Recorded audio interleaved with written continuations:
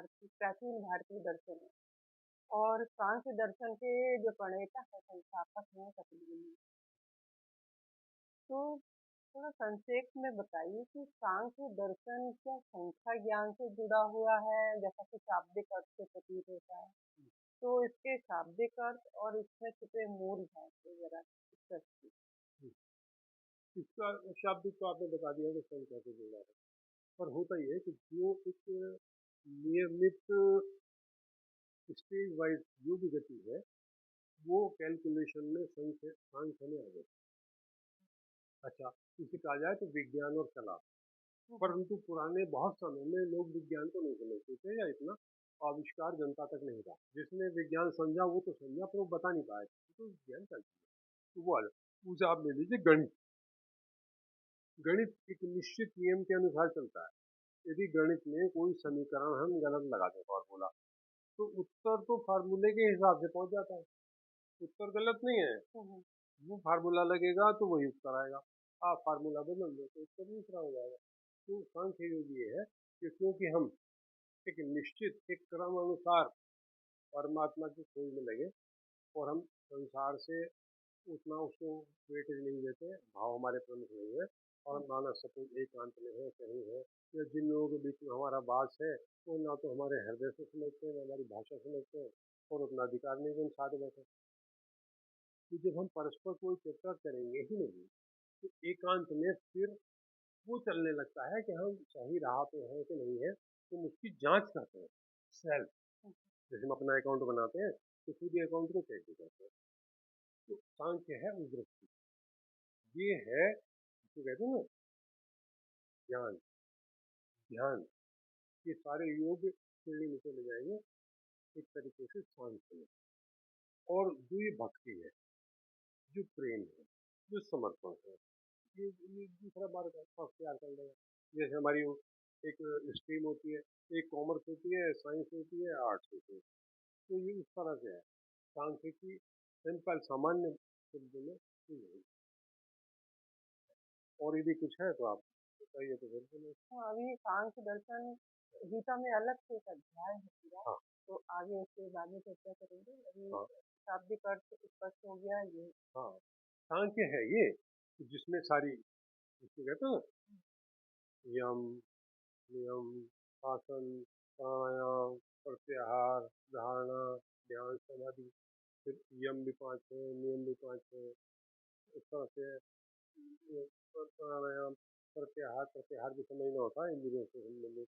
फिर धारणाएं आती हैं, फिर ध्यान की अवस्थाएं हैं, समाधि की है, सांस की गतियां हैं। तो एक तरीके से ये एक सांख्यिकी हो गई, स्टेटिस्टिक्स हो गई, है ना। सांख्यिकी बोलते हैं ना तो स्टेटिस्टिक्स, तो उसमें तो गणित की श्रेणी में आ गई क्रमानुसार। वो सांख्य है, लेकिन परमात्मा वो दृष्टि से मिलते हैं। हृदय हमारा थोड़ा कम प्रबल है और ये प्रबल ज्यादा है। इस दृष्टि से नेत्र खोल के ज्यादा देखते हैं और हृदय खोल के कम देखते हैं। तो सांख्य में चले जाएंगे। जो दूसरे हैं जो आदर सम्मान समर्पण वाले हैं तो वो निकल जाएंगे अपनी प्रेम में। एक भावमय है, एक ज्ञान में। एक ज्ञान में, एक में हृदय की प्रबलता है तो एक में मस्तिष्क की प्रबलता है। हृदय में माना जाता है, मस्तिष्क के साथ देखा जाता है। और यदि इस समन्वय है कि परमात्मा ने दिया सबको है, आपके पास है तो हृदय भी है और मस्तिष्क भी है। अब हृदय का मतलब ये है मन भाव संसार के प्रति चला दें, है ना, इस मानसलता भौतिकता में पार्थिव में चले जाए, तो एक एक आप किसी के गुणों से प्रभावित हो गए।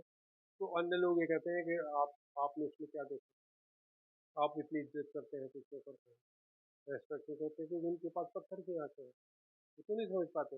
वो मूल्यांकन क्या करेंगे, पैसे से, हैसियत से, मेल फीमेल होने से, प्रतिष्ठा से, ये सब बाहरी चीजें।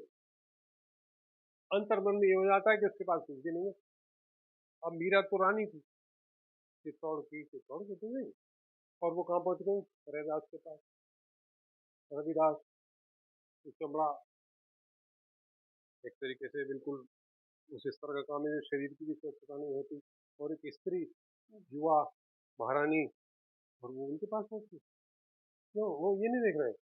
तो अंतर स्थिति को लेकर चल रहे, ये नानक है, ये कोई है, तो उस अवस्था में आ गए, बजाओ बस मर्दाना उनके साथ रहते थे, चल शुरू हो जा। अब वो सारी बातें गा ही रहे बैठे थे। तो नानक ने तो वो तरंगे ले रखा है ना, सागर, लहरें उठ रही हैं, तो वो सांख्य में नहीं है।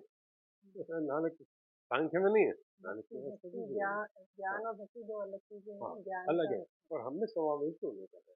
और कुछ लोग इतने भाग्यशाली हैं कि वो ज्ञान भी समझते हैं, वो ध्यान भी समझते हैं, वो प्रेम भी समझते हैं, प्रमुखता भी समझ सकते हैं, और सामंजस्य से भी समझ सकते हैं।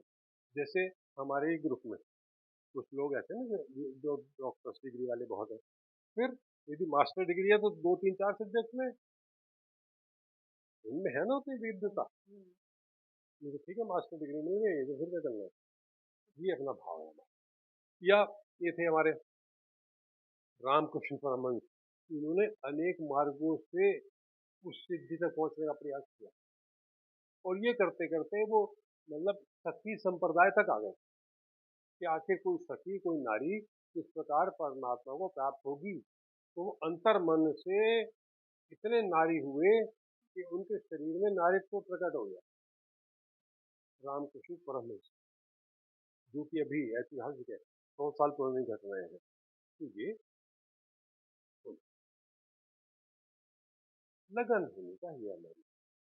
परमात्मा को ज्यादा छटपटाने नहीं देते, वो तो देखते हैं कि अच्छा भाई तेरा यही रास्ता है, तो मैं तुझे यहीं से डोरी दूंगा कि यहाँ से भी आएगा, भले वो कष्टप्रद होने लगा, पर क्योंकि उसकी लगन है, उसकी भक्ति है, तो मन है।